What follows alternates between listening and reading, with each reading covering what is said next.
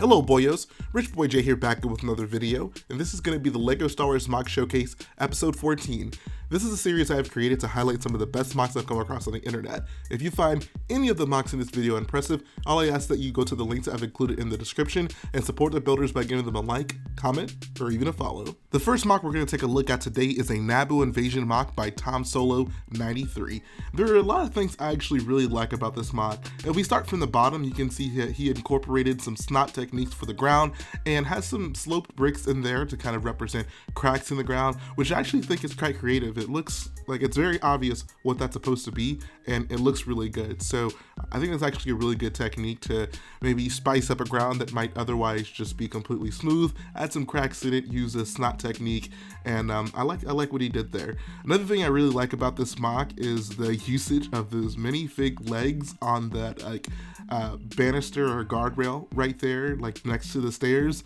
Once again, there are builders out there that are creatively using minifig parts as things that are not on minifigs, and I give them all the credit in the world for that.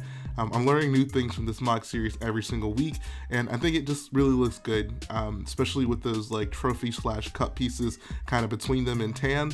There's some really nice parts usage in this MOC. In terms of minifig placement, I love this MOC because it just brings me right back to LEGO Star Wars. Like, obviously, this is supposed to be for episode 1, and that makes a lot of sense, but just seeing these scenes kind of recreated in LEGO really do just like evoke emotions of the LEGO Star Wars video game when I played it for the first time, and you see the droids kind of pulling up on Padme and walking through the streets with like some of the Naboo personnel basically being taken hostage. So I like the minifigure placement. If you look to the top of the MOC, you can actually see the Jedi kind of overlooking the entire MOC, which is pretty cool. Got Jar Jar right there behind them. I really like the minifigure placement on this MOC. Outside of that, another good building technique he used is, looks like he used one of the old Planet series sets, like half of the spheres up top to create like a dome look, which is great. I've seen people do that, and it's a really good use of some parts that might otherwise be kind of useless in someone's collection if they don't care to display the planet. So it's always cool to see when people utilize techniques like that. One of the other things that I thought was really cool was this like light fixture that's kind of sitting in the middle of the MOC. The techniques in it don't seem like super complicated, but I just think it looks really good. It's very well built, so I'll give the builder credit for that. I also have to give the builder credit for using the best LEGO AAT that has been released to date in this MOC. And finally, I really do like those 1x2 plates, or the modified plates with the bars on the end of it in tan, kind of stuck in there underneath that arch. I always love it when people do that technique. I think it's a really cool and creative technique, and I think it looks really good here. But all in all, I think this is just a wonderful MOC. Whenever I think of doing a themed MOC, I think of doing something huge, large scale, kind of incorporating like the main entrance archway to the palace and incorporating many tall buildings. But you see, like, you can do a relatively small scale themed MOC, incorporate some really cool and memorable scenes as well, and have it be detailed and look really good. So I actually love this MOC. This is something I really would like to see in person because it just screams nostalgia for me playing through those levels on LEGO Star Wars. So definitely good job on this MOC, man. The next build that we're going to take a look at is one that I was super excited to encounter, and I'm also pretty excited to share with you guys because it's something that you really don't see built too often, and that is The Last Jedi Resistance A-Wing build. And man oh man, did Thomas Jenkins do an incredible job on this thing. So you don't really see too many of these builds, really just because it's a new ship in canon. Like, it first appeared in The Last Jedi, so people haven't had all the time in the world to make a bunch of these. But the thing about this ship is it's unique. It's not the exact shape. In fact, it's not really super close to the shape of the original Rebel A-Wing. This one's a lot more sleek, and where the guns are, there's an interesting angle there that kind of makes them protrude out as opposed to being a more smooth angle on the sides of this vehicle. So getting those angles down are actually quite difficult, but I feel like Thomas did an incredible job with it. So some of the things that really stick out to me about this MOC is, firstly, that angle that I was just talking about. If you look at either side of the MOC where there's those like curved slope pieces, and I can't really tell exactly what it is. I imagine it's either a cylinder piece or maybe even like a Technic lift arm kind of stuck in the MOC to create the rounded edge of it. But either way, just the way that they kind of interact with each other to create that angle right there on the side of the resistant A-wing, like it's key to get that right. If that's not right, the entire ship really doesn't work, because I feel that's one of the defining characteristics of the Resistance A-wing. So the fact that I think he did such an incredible job on this goes such a long way, and I love the fact that this thing looks so good.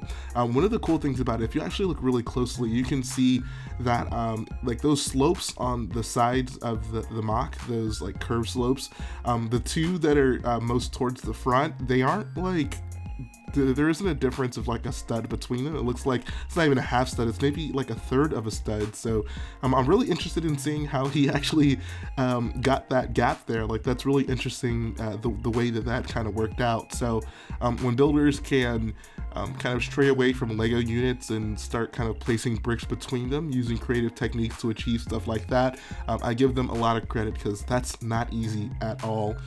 One of the other cool things about the MOC is just the front of it, like the way that he incorporated those like door pieces. I've seen a few other builders do that type of thing, and it looks pretty cool. It gives kind of the look of like a panel or some sort of opening, and I like it a lot. And the fact that he used them on the front, I feel, is actually a big deal, because it recreates that little slit that's at the front of the A-wings, which is something that, I mean, you have to be subtle with it. It's not a big slit by any means, so kind of doing that in Lego is clearly not easy and not straightforward. So I like the solution to it, just using those door pieces. They're the right size, so where if you put two of them kind of next to each other, you can have the ability to spread them out a little bit and get almost the exact gap that you need there. So I actually like that design quite a bit. One of the other things I really like about this build is just the cockpit design. I think that the cockpit piece is pretty perfect. Like, I can totally understand why he'd use that. Like, Lego really just honed in on creating exactly what we need for an A-wing with that specific piece. But I like the use of those 2x2 quarter circle tiles behind it. I don't know, it just works. It looks perfect sitting there. It's honestly kind of surprising how good that looks there. But yeah, like, this is such a good MOC. If we actually go to the next photo, we get a look at the MOC from behind, and the wing design is actually pretty good. Like, the shaping looks good. I know there's that new piece that Lego released. I think it first came out, I don't know if it first came out there, but the first time we saw it in Star Wars was that Rebels set with the A-wing and Vader's TIE Fighter. But I don't love that piece. The shaping on it isn't perfect, so I prefer when people will brick build the wings on A-wings, and these look good. These look exactly as they should. So if we go to the final picture, we get a look at Tally's A-wing. I'm super excited that he did this. Initially, he didn't have this one built, but he went back and he made Tally's A-wing. There's not really too much to talk about in terms of like differences between this and the other MOC, aside from just the color pattern. Using those 2x2 quarter circle tiles in blue, I think, was a smart decision. It kind of recreates Tally's pattern on her A-wing, and I don't know, I think it just actually looks really nice. So all in all, I love this MOC. I want this MOC so bad. I don't know if the builder has any intentions on dropping instructions for it, but you better believe once he does, I will definitely be adding at least two of these into my collection, the red one and the blue one. So all in all, you did an incredible job on this MOC, and it's so nice to finally see a nicely detailed Resistance A-wing in the MOC market. The next MOC we're going to take a look at today is a Mon Calamari Cruiser vignette build by Simon Wild. First thing that instantly popped out to me about this MOC is just the general presentation of it, specifically the base that it's on and that black border that goes around it.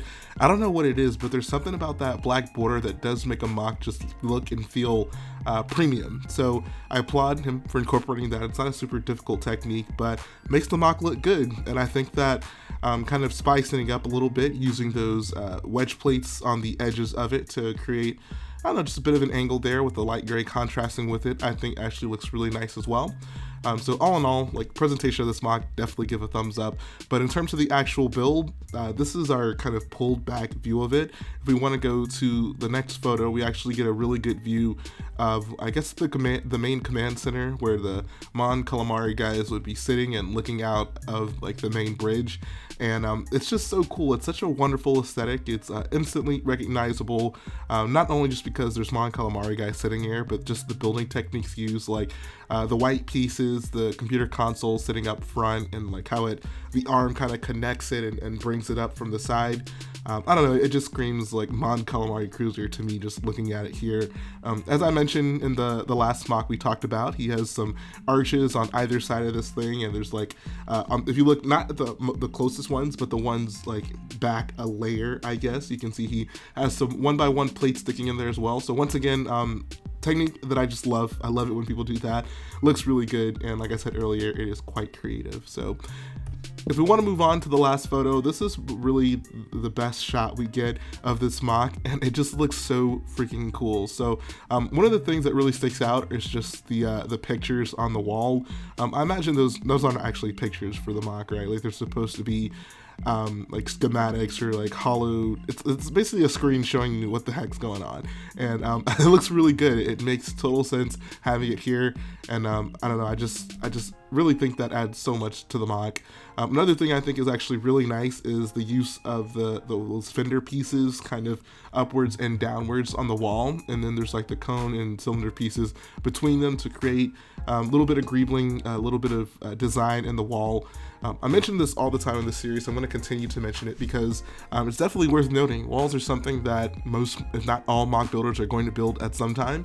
So it's nice to get inspiration for different wall techniques. Like, it's kind of hard to find a good balance between a wall that has a decent technique but doesn't look overly detailed. Like, it has to be simple but effective, and I like that the technique he's using in there for the wall. So if you guys want to, I'm sure he'd love it if you use that technique in one of your builds. I think the door also to the top left corner looks really nice. Once again, using the arch with those 1x1 plates. I feel like I want to mention that like every MOC in this video. I don't know, we'll see. But yeah, the door looks pretty good, and the door, like walls, can be something that can kind of be taken for granted. Like, it's easy to just build a simple door, but if you want to have it detailed, you kind of got to think about it a little bit, and clearly he put a bit of thought into it, that door, and it looks really, really good. I'd be remiss if I didn't mention the minifig placement in this MOC, because that, I think, is one of the places where Rebel MOCs specifically really shine. The fact that there's so much diversity among the ranks, like you have the various aliens to spice things up, the various types of pilots and their colorful jumpsuits also to spice things up, the variety of helmets they have. Like, these are all things that fortunately LEGO has given us in LEGO form, so we can add them to our MOCs, but that can really make a Rebel-based MOC just look that good. So I applaud builders when they take the extra step to diversify their MOCs with many different types of minifigs, and he has clearly done that here. We got droids hanging around as well, and I know there's a lot of people who are just in love with the Empire. I love the Empire myself. Empire's pretty cool, but there's just a certain, I guess, feeling of diversity you get with like minifigs and Rebel MOCs that you really just can't get with Imperial MOCs. So I think that is where a lot of these MOCs really, really do shine. If you look to the top right corner of the picture, you can see just a better like behind view of that command bridge / command station area. And once again, it just looks so good. Like, I like the use of that flex tube to kind of be the handrail right there. And there's something about the aesthetic of like those curved slopes that kind of go up to that elevated platform where the bridge is. I think that makes it look really good as well. So all in all, give him a lot of credit for that there. And really, finally, I think one of the coolest parts about this MOC is the main kind of debriefing center in the middle of it, where you can see there's like the inverted dishes placed in there to kind of represent their little hollow table, but also there's like arches kind of used snot in the floor to create a squared circle type of pattern, but there's like the ground that's also beneath it to show that they're kind of like standing down in there. It's kind of difficult to explain, but if you look at it, it's pretty clear what I'm trying to talk about. And I just think it's a really cool looking technique. It's something you really don't see too often built in Lego, especially like this, and it's definitely an eye catcher when looking at this MOC. So once again, relatively small MOC, tons of detail packed into it. I can talk about this thing for like an hour if I really wanted to, but ultimately, this is just a great MOC, great little vignette. Once again, good way to display a lot of your Rebel figs, so great job on this MOC. Final MOC we're going to take a look at today is a Jedha MOC by Boba1980. You may be familiar with his name. He actually created a crate MOC in one of the first MOC showcase videos I ever did, and I was planning on putting this in the video, didn't actually connect the dots until I went back to his Flickr page and realized, oh, he made that awesome crate MOC, so congratulations on being in the MOC showcase once again. Let's get into this MOC. So I like the balance between having it be like a MOC with a border and also a freeform MOC. You can see that he uses like the tan slopes on the left and right edges, but towards the middle, there's like the wedge plates kind of used for the sand, I guess, that just kind of flows to the edge of the MOC. So it really is making me want to kind of experiment with doing freeform stuff. I just haven't yet, but maybe one day. So there's so much to talk about on this MOC. First thing I'll hone in on is at the bottom right hand corner. You can see we have a little hut set up. Got a Geonosian, an older Geonosian, but it's basically Poggle the Lesser's head, and he's got some meat outside on a grill. And I won't get too much into the specifics of this, but it's a good looking hut, you know, like the build of like the grill actually looks quite nice with those trans orange pieces beneath it. The canopy right above him actually looks quite good as well. And once again, many figure hand pieces there being used as detail pieces.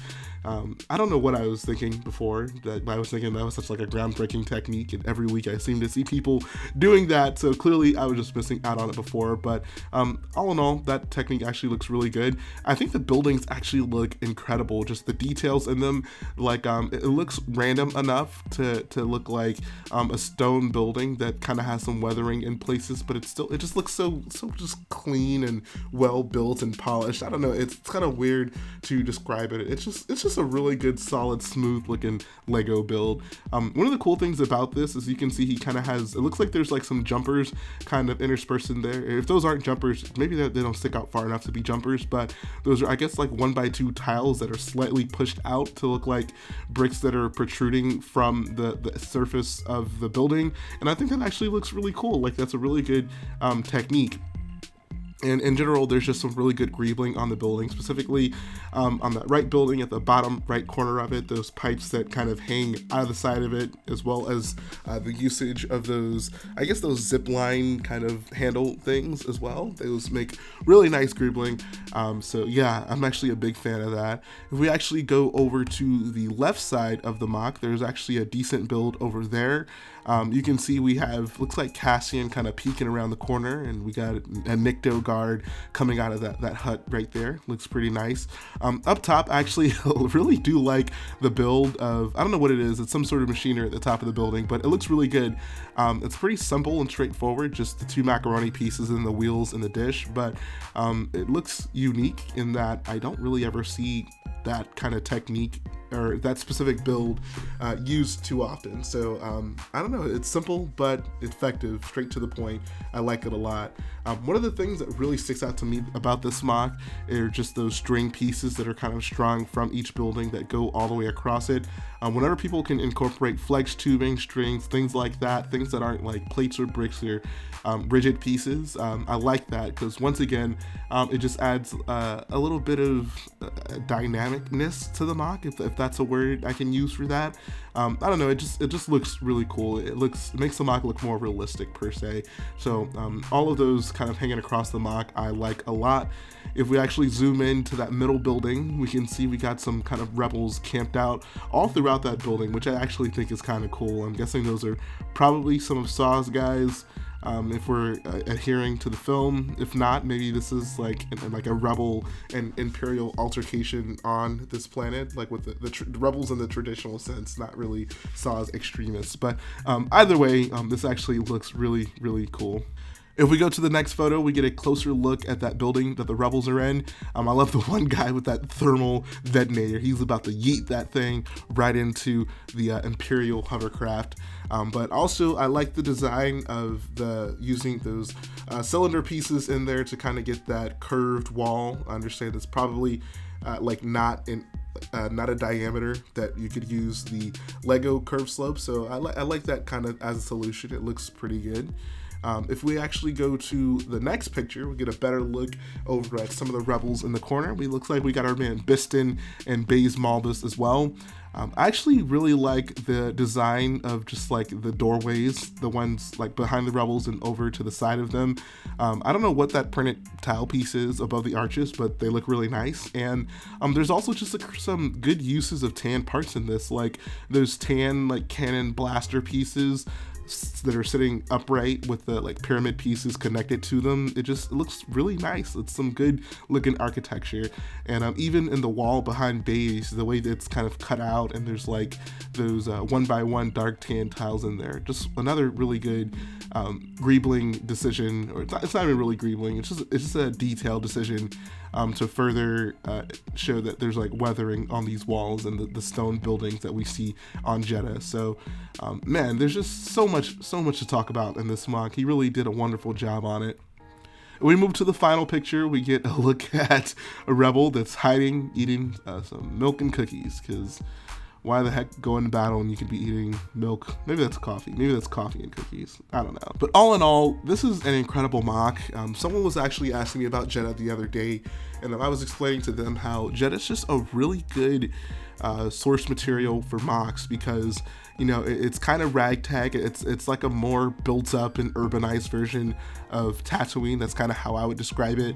And there's so much you can put into these just small sections of MOCs. Like you have the buildings, you have like the Imperial guys walking through, you can have rebels kind of hiding in the buildings, you can have the huts where the people are trying to sell stuff, people just walking through, the various types of characters that we see populating the area. There's just so much you can put into a Jedha MOC that really just makes it a really desirable MOC to do, in my opinion. And this guy definitely did it justice. So wonderful job on this MOC.